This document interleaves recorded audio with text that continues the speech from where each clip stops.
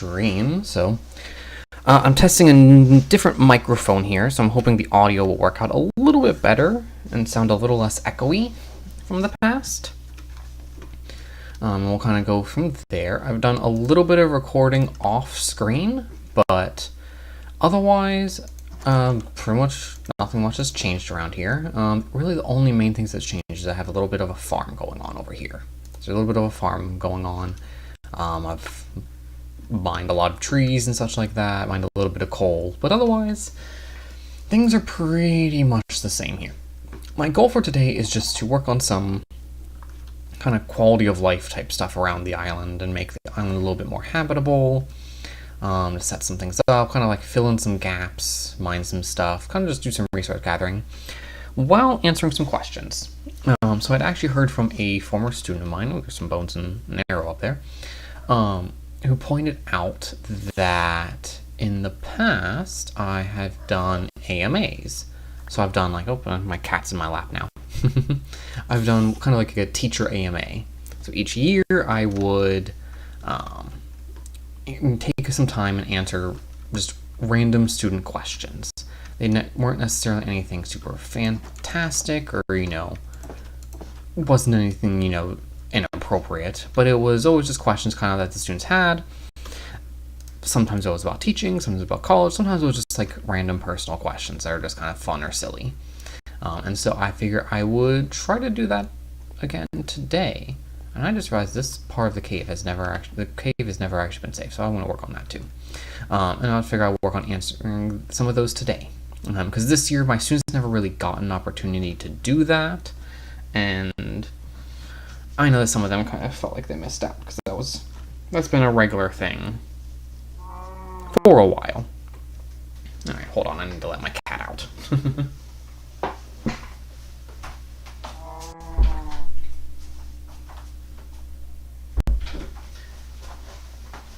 Okay, we're back. Alright, so I just figured, you know what, I'm going to work out while I'm kind of doing some of these things. They're a little mindless, that don't require like a whole heck of a lot of like thought process behind them. I might as well work on answering some of those questions. So, first thing I want to do while I'm doing this is I'm going to work on making a little sunroof up here. So, while I am doing that, the first question I received actually is asking about who was my best and who was my worst teacher ever, like when I was in school. Let's see. I think for the best one, I'm willing to name names. I'm not going to name any names for the worst teachers because I don't want to do that to them. Because I think they might actually still be teaching. I don't want to be a jerk. By far, the best teacher I had probably is the orchestra director I had. So I was in orchestra as a kid. Started in orchestra when I was in 6th grade, when I was about 11 years old. And my first orchestra director, her name was Mrs. Alexander, or Mrs. A, everybody called her. And I would say she's the best just because, for starters, she was very understanding of us and the fact that, we were all kind of just starting out. Like, we weren't, masters of, our craft in any way, shape, or form. At that point, like we're in 6th grade, we're just learning most of us learning for the first time how to play an instrument. And she was just so understanding about that and really helped us grow as performers and really helped us grow as people too. And she just also met us where we were. And so that was kind of the thing where she didn't judge us. She wasn't, being cruel or anything. She was just genuinely a nice person. And, really she's an example of how compassion in education can go such a long way. I know I struggle with this still, but a lot of teachers kind of follow the idea that, if you're going to successfully teach students, you have to be strict, you have to be hard on them, because otherwise they're not going to learn or they're not going to try. And all that sort of stuff. And honestly, I'll say just in my experience, that's not true. And Mrs. A was a perfect example of why that wasn't true. Because she just had compassion in everything. And as a result, we were way more successful than we would have been normally. Yeah, and plus it was just orchestra was just always a fun class. You're learning an instrument for the first time, and music is one. And I think part of it, I'm a little biased. Music is one of those things that's always kind of been my jam. I've always loved music, but especially like the way she taught the music it helped tremendously. I felt like I actually grew as a result, and so yeah, so that's probably been the best teacher I've ever had. The worst teacher. First of all, also I want to point out pretty much all the orchestra directors I had throughout high school were probably the best teachers I ever had. Like all of them were just really compassionate about about their subject, and all of them just really wanted to help us succeed. And so yeah, so really all that I would say for sure filters down for that. Orchestra directors, best people, honestly.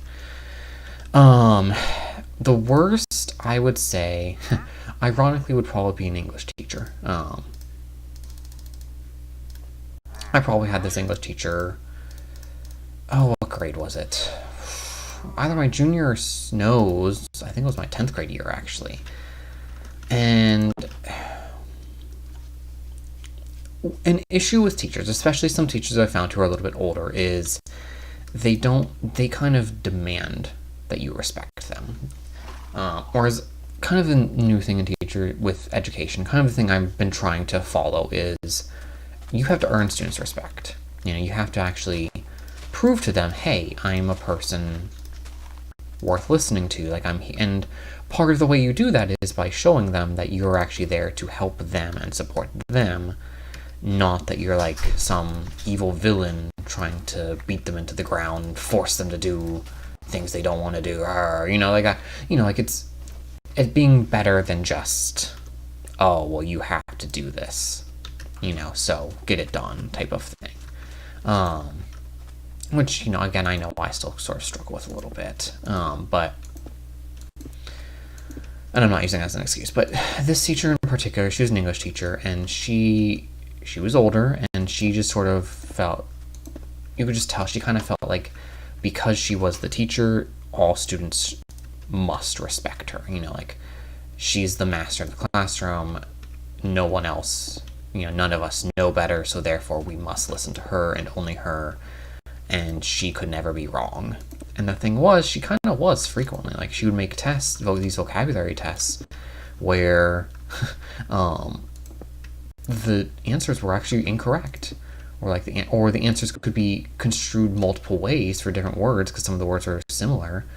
And she was just unrelenting and saying, well, no, this is the exact answer. You have to follow it. And as a result, none of us really respected her, per se. Like, she just wasn't nobody. I don't know a single person since those years where I don't know anyone who thought, oh yeah, she was a great teacher. Like, everyone kind of seemed to think she was awful. That she was kind of mean, and that she just kind of didn't necessarily know what she was doing. And that's the quickest way to lose students, is if you try to act like you know everything, your students aren't gonna listen to you, because the thing is, you're a human being. Like, I'd love to think that I know everything there is about anything and every subject. The reality is I don't. Even when it comes to English, there are things I don't know. There are things about different books that I don't know, and so it's important to recognize that and to be mindful of it when you are teaching kids, because kids will catch on to your BS right away. Like, they don't play around with that sort of stuff. And so it's just, so that was just frustrating as a student, certainly, and then just as a teacher, seeing that in some of my colleagues, it's just kind of frustrating. And so, all right, what I'm doing here is I'm making a wall. It's kind of like trying to make like a little, almost like a sea wall, to kind of protect the island a little bit. And so on the back here, I want to put torches and such. Ooh, what was that? Ooh, what is that? You don't look friendly. Please stay away. What is that thing? Okay. We're gonna work on side now. Please don't. Die. Wow, that thing takes a lot of hits too. That was an iron. I have an iron sword now, and that thing is kind of. Ow. Ooh. Ouch. Okay, we're just gonna go inside. You know what? We're not dealing with this.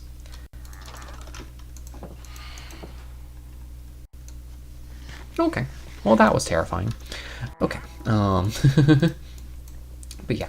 So as far as worst teacher, yeah, that's the quickest way to make students just kind of lose respect for you, is if you try to pretend like you're this end-all, know-all, you know? Because the thing is, nobody knows everything. And so if you recognize that and, you know, act appropriately, then students are more likely to actually respect you and listen to what you have to say. At least I found, with regards to that. So, yeah, so best, worst teacher ever. We can cross that one off there. Okay, what is the teacher's lounge like? Honestly, I mean, maybe it was different back when I was a student. Teacher's lounge is kind of boring. I'm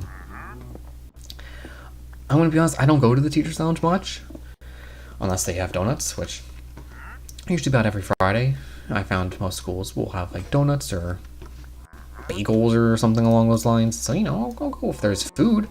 Also, I kind of try to avoid it, the teacher's lounge in general. A lot of times what I find as a teacher is that the teachers who hang out or congregate in the teacher's lounge tend to be like the negative Nancies. Meaning they're the teachers who they want to go to the teacher's lounge to complain about other students. And I mean, don't get me wrong, like there thing's still gunning for me. There are certainly times where I've wanted to complain, or I have complained about students, you know. It's a job, it's tough. It's a tough job. But at the same time, it's easy to go down that rabbit hole, but once you start going down that rabbit hole, it can be very bad. Like if you just start spending so much time complaining and being like, oh, these kids are awful, yada, yada, yada, at that point, then it's really easy to fall into a trap where it's like, oh, well, clearly all students are like this, or every day is like this. And then that just becomes a situation where, you hate your job. And that's obviously not what you want, especially for teachers. You want teachers to actually be coming in who actually enjoy their job, who are doing it because they actually enjoy doing it. And so, yeah, I generally try to avoid the teacher's lounge. At my first campus, I kind of couldn't because I didn't have my own classroom.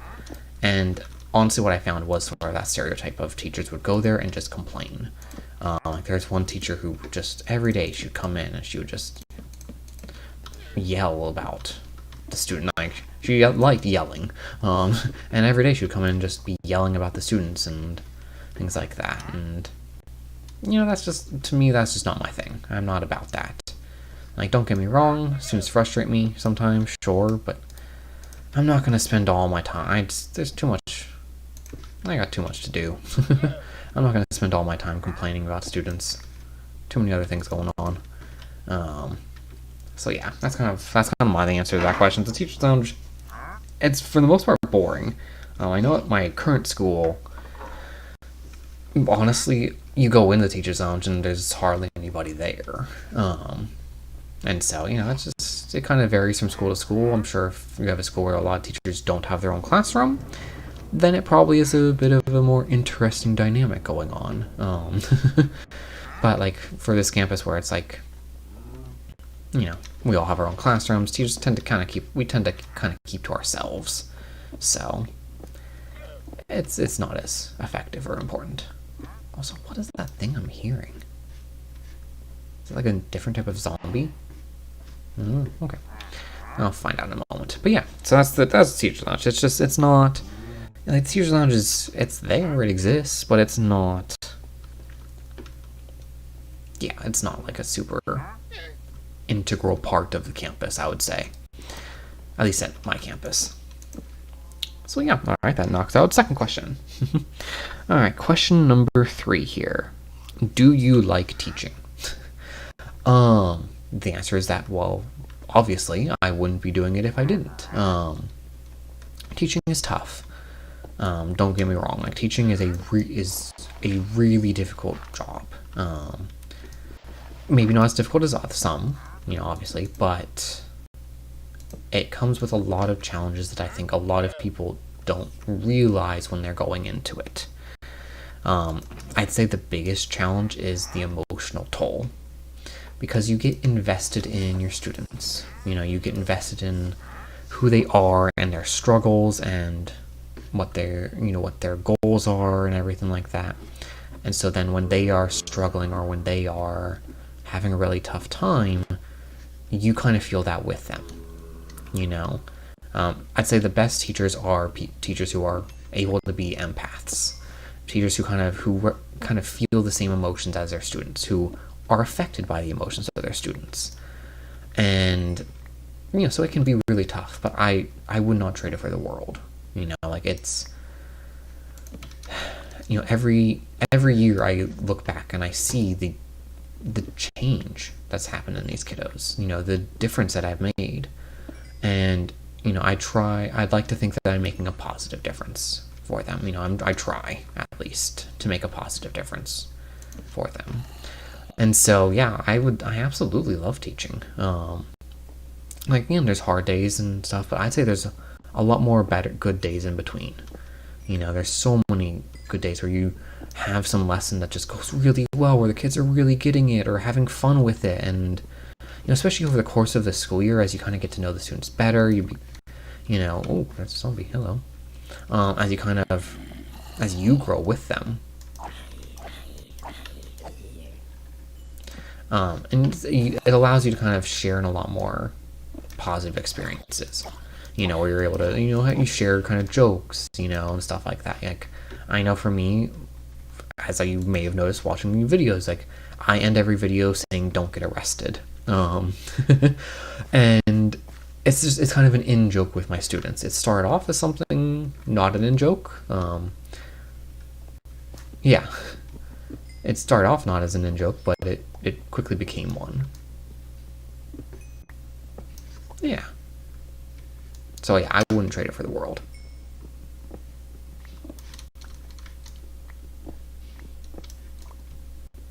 Alright. That answers that question, sorry. Alright, the next one. Where did don't get... Yeah, right. So kind of leading into what I was just saying. So don't get arrested. I end every video with that for a kind of catchphrase. And as my students know, in school, I end every class period with that. So anytime when they're leaving, the bell rings, I say, "All right, have a good day, don't get arrested," that sort of thing. And so it started off when I first started student teaching. So I wasn't hadn't graduated yet. I hadn't, I didn't have my own classroom. I didn't have my certifications yet. I was working on it, but I didn't have them yet. I was student teaching, so I was in a classroom in a district near my college, and the campus I was at it was a very affluent area, and as a result of that affluency, a lot of students were on drugs and such like that. They spent mommy and daddy's money on buying, weed or meth was actually kind of the big one at where I was at, and it was problematic, and so so it was not uncommon to have students get arrested. Oh, whoa, hello. There's a fast boy. Okay, so it's not uncommon for students to get arrested and spend a few days in jail or something like that, and so it kind of became a run. So my mentor teacher actually she said it jokingly one day, to a class and this was a class where the kids weren't doing any of that. So it was kind of a fun joke of there's a lot of students around the campus who are, getting arrested. I need to get a new pickaxe. Have a good day, don't get arrested type of thing. But then, I kind of took it on, kept using it, and then just when I started teaching in my own classroom, I kind of made it a running in joke of all right, have a good day, don't get arrested, that sort of stuff. And it just stuck. My students it just became a running joke with all my kiddos. Like, oh, don't get arrested. And, by the end of the year, I usually always have a group of kiddos who are always, repeating it back to me and be like, oh, don't get arrested, mister. Where is my ladder? I am lost. That's okay. And so it's kind of a funny in-joke thing. And yeah. Okay. Alright, give me a moment here. Once I find the ladder, I need to take care of something outside of this room. But I am completely lost in my own cave now. Alright. Give me just a moment here. I'm going to wall myself in. And then I will be back momentarily.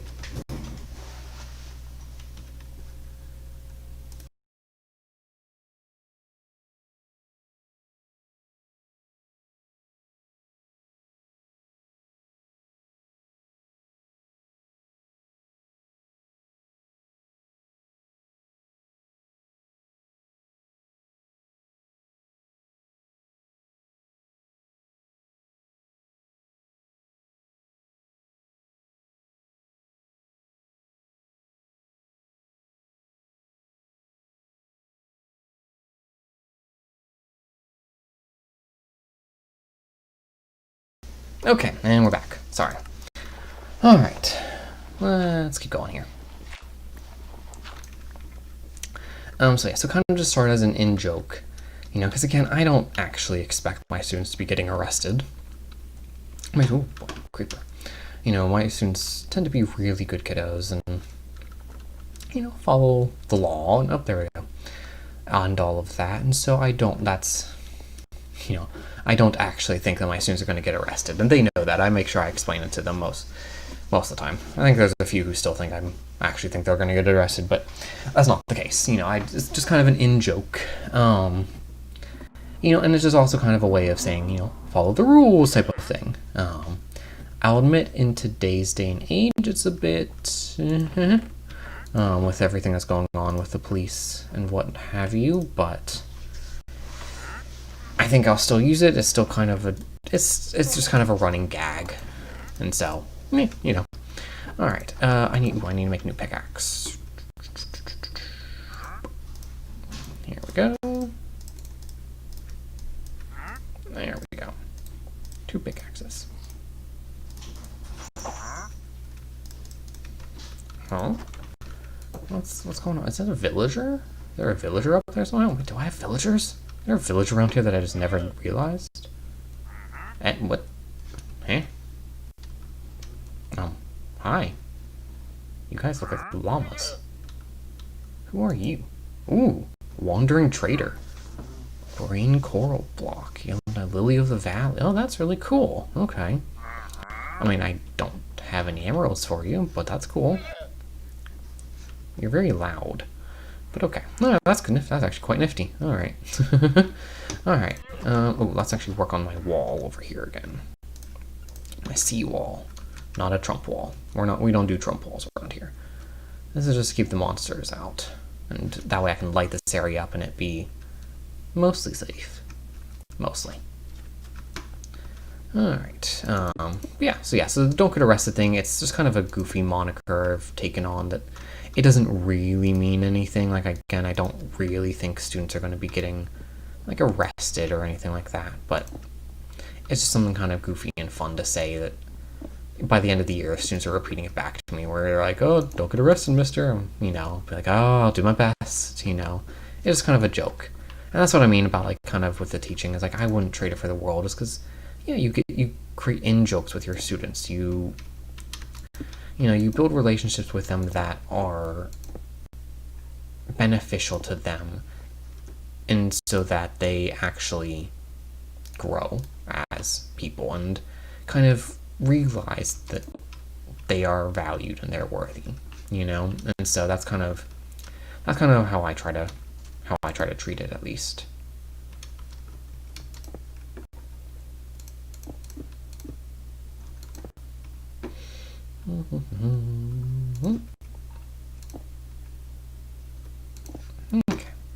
So yeah, all right. So don't get arrested. Yeah, that's another one gone.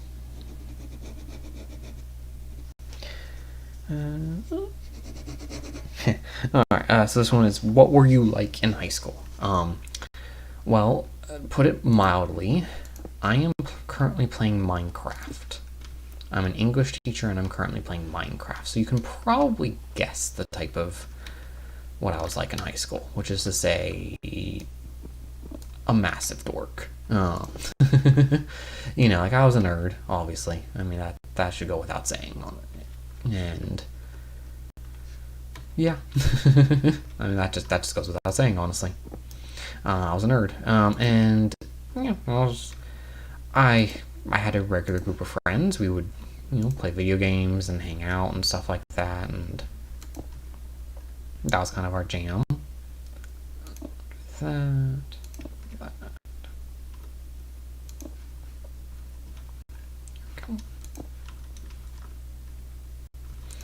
We'd play video games and hang out and things like that, and it was just, I mean, it was just normal high school. Like I wasn't like into anything, sort of, that sort of, like, there was none of that going on.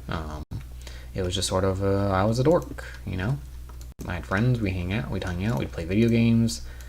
Especially my friends, really, around the time we were in high school, we really liked playing Halo and Left 4 Dead, were kind of the two mainstays. Super Smash Brothers Melee was another one. I was terrible at all of them, but at all of those games, but it was still kind of fun. And this wall's kind of looking a little funky, but it's okay. I think it's getting a little too tall.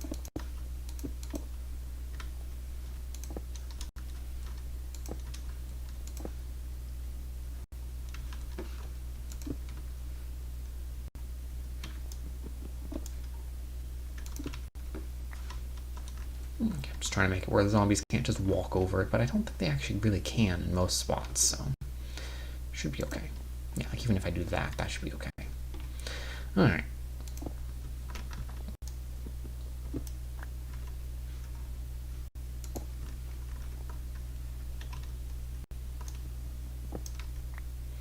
But yeah, as far as high school, I mean, high school was high school. Again, I was in orchestra. I was, and orchestra was really the main club I did. I guess. But yeah, I was in orchestra. I was in, I did a lot of the things you'd expect a dork to do. That was what I was doing. I never really dated much in high school. That was never much of a thing for me. But yeah, that was me. I was your usual dork. I was quiet. I'm pretty sure most of my teachers probably wouldn't remember me just because I was a really quiet kid. Like I did not make much of an impression on my teachers, I suspect, because I never really said much. I never really went out of my way to be a particularly, like awesome, which isn't like awful. I mean, like, I don't like regret that, but it was, it did. It just didn't make me stand. I just never stood out, like some kids do. Which again is fine. It's just I was different. I was a little bit different, and that's okay. Okay, working on this here.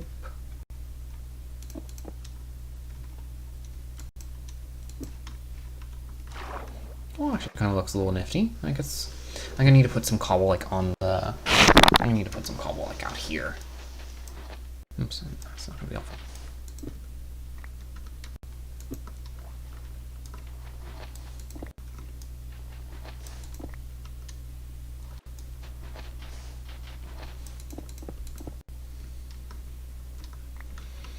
Kind of extend it out a little bit. Maybe put some andesite right there. All right.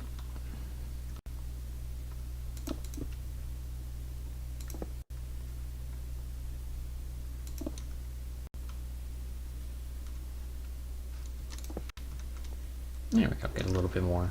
Just gives a little more like texture to the.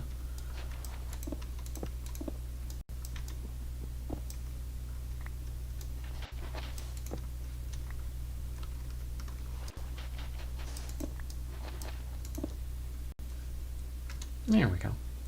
So that's a little more texture there. Okay. Oh, I forgot I had carrots. That's right, because I planted those carrots. Aha. Okay, well, I need to get inside here, because it's starting to get dark again, so I'll work on mining inside. But yeah, this wall is kind of coming together, at least on the front side. But yeah, as far as high school, so that answers that question. Alright, let's see. Cross that one out. Okay.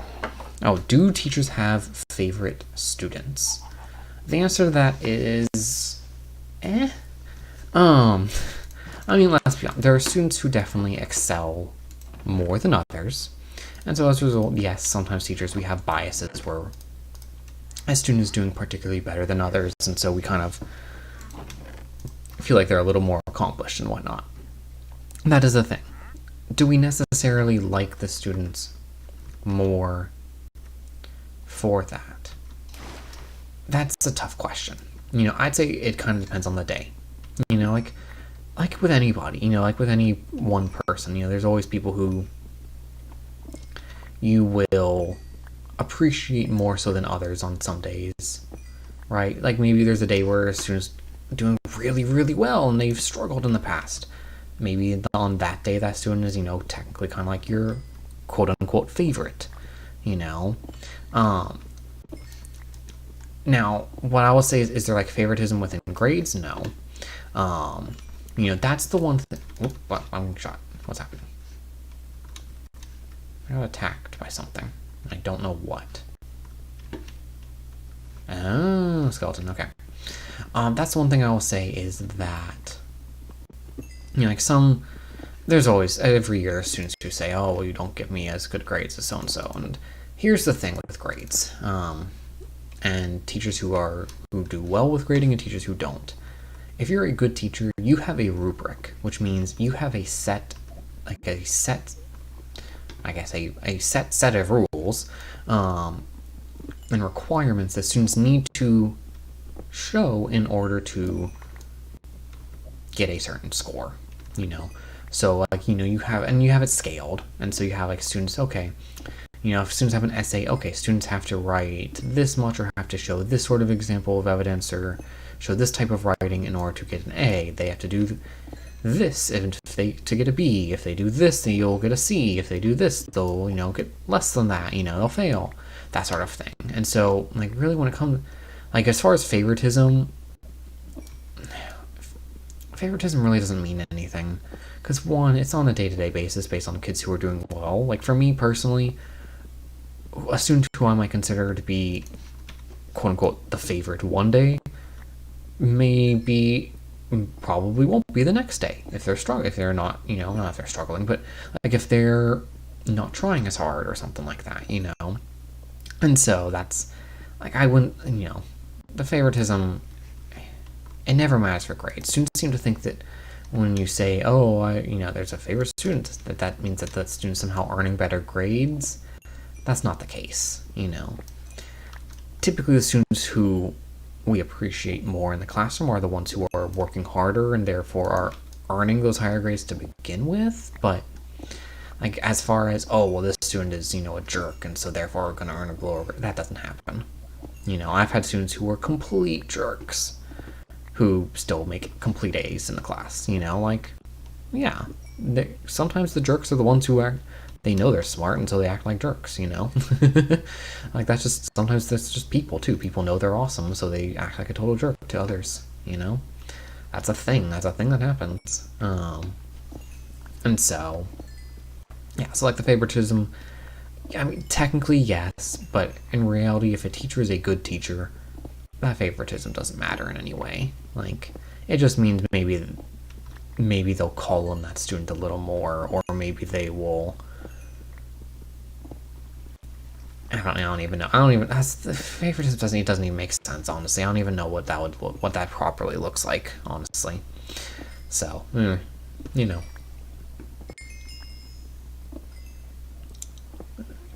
go. Finish my coal. Yeah, I don't even know what that would properly look like.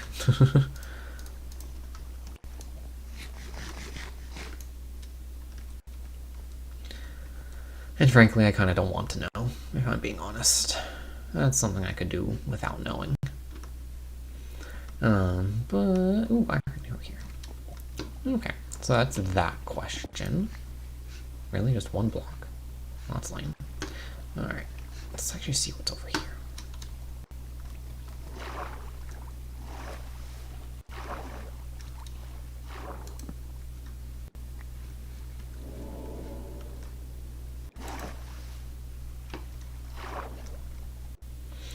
All right, oop, ow. Kind of let myself fall there. That's not bad. So there's really not much over here. Because it pretty much just becomes ocean. Oh, here we go. This is something.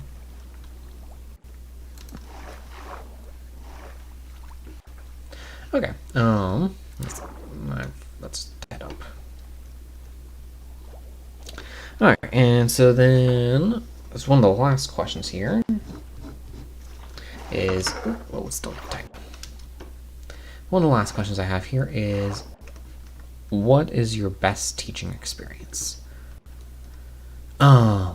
Best teaching experience. That's a tough one. And I'm not trying to use that as a cop-out, I promise. Honestly, I'm saying that's a tough one just because teaching is full of best experiences. Like if I had to pick one from this school year, I'd say probably one of my favorite teaching experiences. Every year on Halloween, I do what's a lesson on ghost stories. And it's a detraction from the curriculum. It's a little, it's an off, it takes things off. But it's always my favorite lesson because that's when I feel like I get to kind of be the teacher I most want to be. Not to say that I'm not teaching what I want or anything like that. Like obviously I'm an English teacher. I'm teaching what I love. But at the same time, sometimes districts, especially if you have a district where they're a little more strict on the curriculum, boy, I need to get out of here. Yeah, nope, not dealing with this. Sometimes just it can be a little exhausting, to be teaching something and then not to feel like, oh, I don't really care about this as much or that sort of thing. Excuse you. I don't really care about this as much or something along those lines. And so that can become a little exhausting, a little draining, just when you are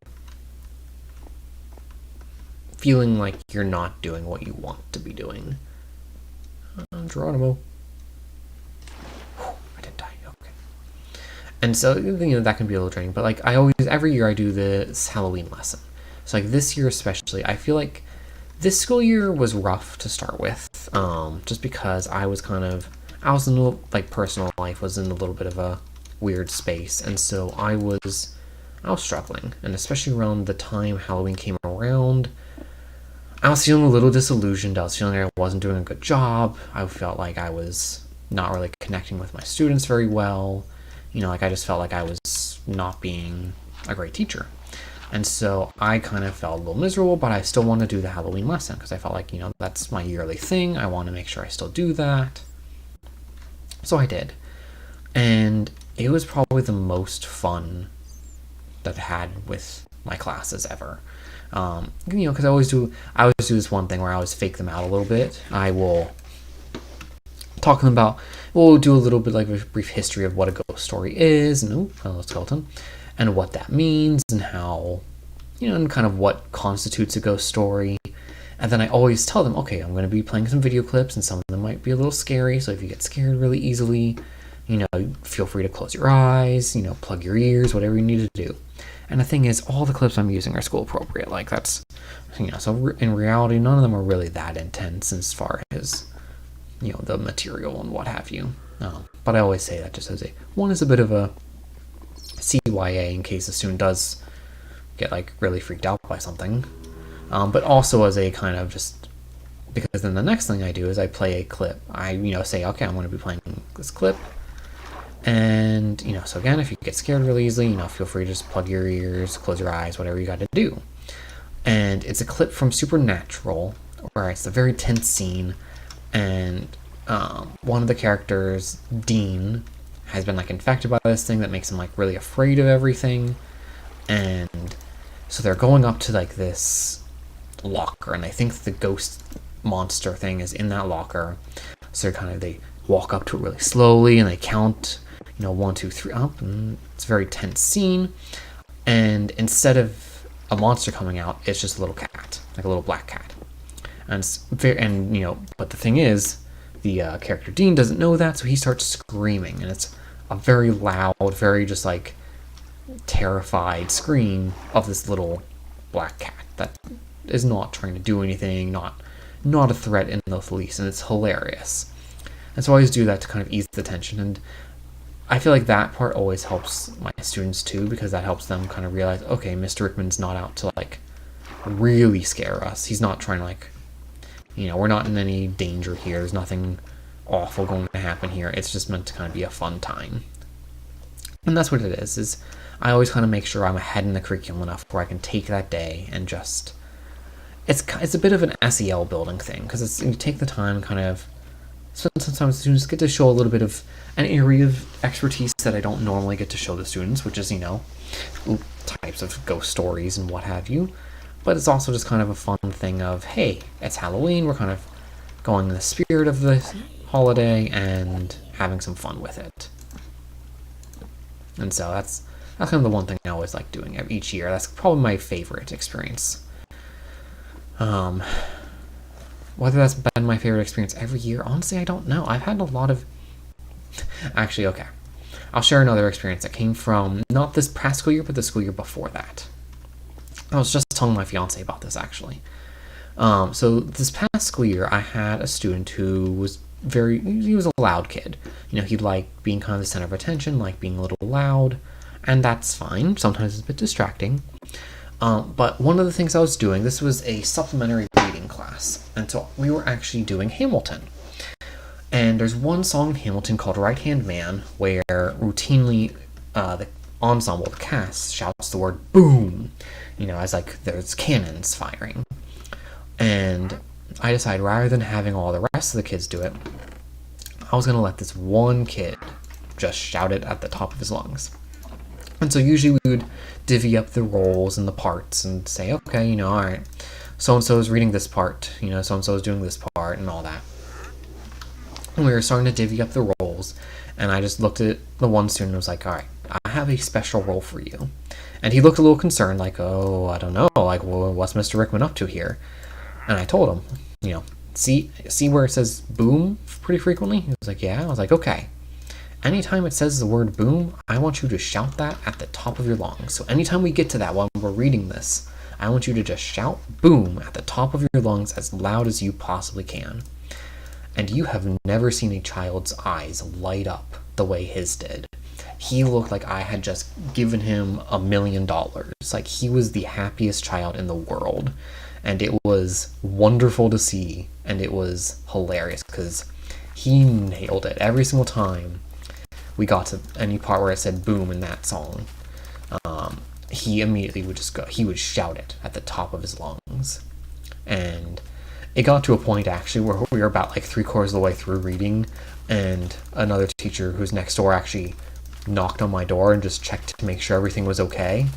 Because again, a child shouting boom at the top of their lungs sounds a little concerning. But it was probably the most fun, that class. It was a wonderful moment. We all kind of bonded. We all thought it was hilarious. It was a really fun moment, and it was just, yeah. And those are the type of moments I live for as a teacher. Like, that's what you want, is a student to actually feel like, because then in that moment he felt comfortable to actually like chat and talk and stuff like that in that class, and it was really cool. Because then from that day forward, I felt like I really made a connection with him, and he felt more comfortable in my classroom, that he felt like he could actually be successful. And he ended up the school year. He had never really succeeded in English before, but he ended up in the school year actually being successful, and and it was, I feel like a lot of it boiled down to that moment and just making that one connection with him where it's like, hey, you like being loud? I'm giving you this opportunity to be as loud as you possibly can. And so, yeah, it was a fun moment. The worst experience I've ever had teaching, oof. it's tough. Because, I mean, one, I don't want to make it sound like I'm calling out any students in general, because I'm not here. Worst experience, I think, probably boils down to probably the most heartbreaking, which was I had my first year of teaching. I had a student who routinely had gotten in trouble the whole year prior. He was kind of one of those kids who everyone else kind of considered just this problem kid. Like he's always a problem. He's always causing trouble. Yada yada yada. And finally, we ended up having a parent-teacher conference. So met with his mom, and we had an assistant principal in there and everything. And about midway through that parent-teacher conference, we find out that the school year before, the boy's father had passed away. Oh, hello, Cat Party 3. I think you left already, but hello.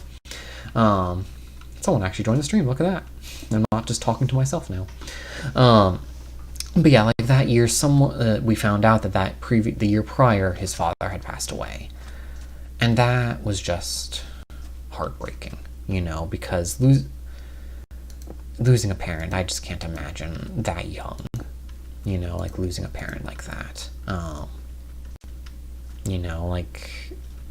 especially his dad had been the main kind of like breadwinner for the family, and so like the family was kind of struggling now as a result of things, and it was suddenly there's a huge amount of understanding then in that moment, because suddenly his whole life got turned upside down as a result of it was a car accident, from what I recall. It's like suddenly his whole life got turned upside down. That's no one's gonna be. No one can navigate that so easily, and so that was just that's probably the worst. Just in that, I just felt terrible. I just felt awful, and you just really felt for the kid, because he was going through things I could never possibly imagine. I've been lucky enough. My parents are both still alive, and still very happily married and everything like that. So it's like, I can't possibly imagine what this kid was going through. Right here. But yes, so I think if I could name another worst teaching experience, I think part of it would be starting off my first year of teaching. My first year of teaching, I actually started at the school. I had a really hard time finding a job right after college. Partly because I didn't have much in the way of other career experience. Again, being a kind of not super social person, I wasn't exceptionally good at interviewing. I honestly think I'm still pretty bad at interviewing. And so I struggled to find a job after I graduated college. And so that whole summer I was interviewing, and I briefly interviewed at a place called, I'm not going to say it, sorry. Briefly interviewed at the school that I eventually ended up teaching at. But they didn't hire me at the time. And so, never wasn't brought on then. But then I saw that they had a job opening, I applied towards the end of the summer. Didn't hear anything. School years started, so I was working as a substitute actually, in a couple of districts, surrounding districts, and then about a week into the school year, I get a call from this campus I eventually would work at, saying, "Hey, they have a job opening. Would I like to interview for it?"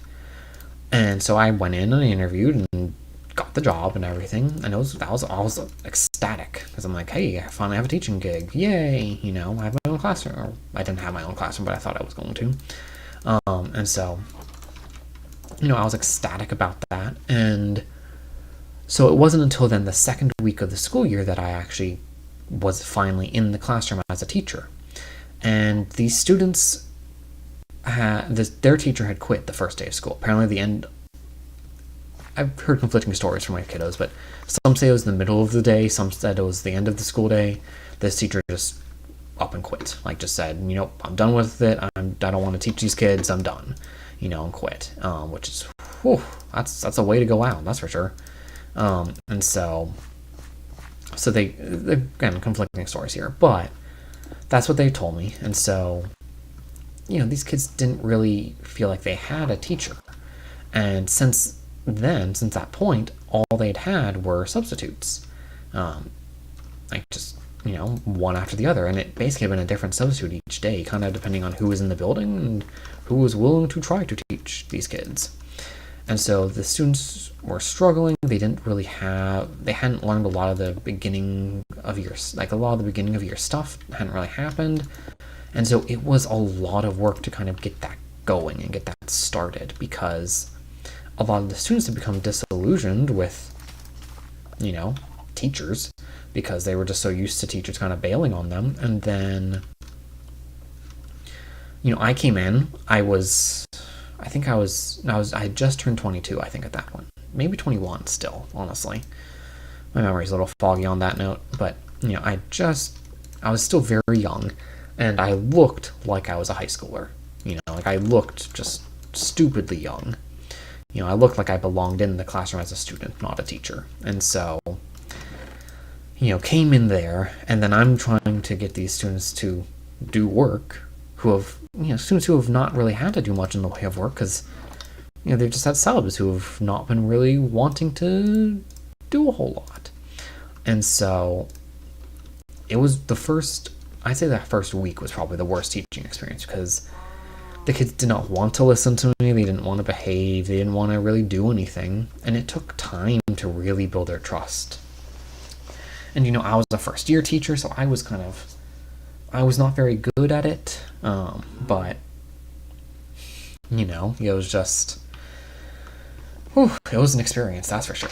So, that's probably the worst, and that's just the thing, is honestly, your first year is always going to be your worst as a teacher, because I was bad. I was a crummy teacher when I first started off. I tried to be way too strict. I didn't entirely know who I was yet still, who I wanted to be as a teacher. I didn't quite know what kind of teacher I wanted to be.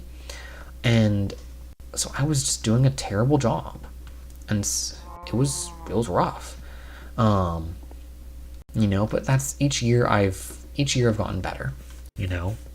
Each year I feel like there's always some area where I've gotten much better in. Like my first 2 years, I got much better at classroom management. I got a lot better at getting kids to follow my directions and to do what I asked them to do.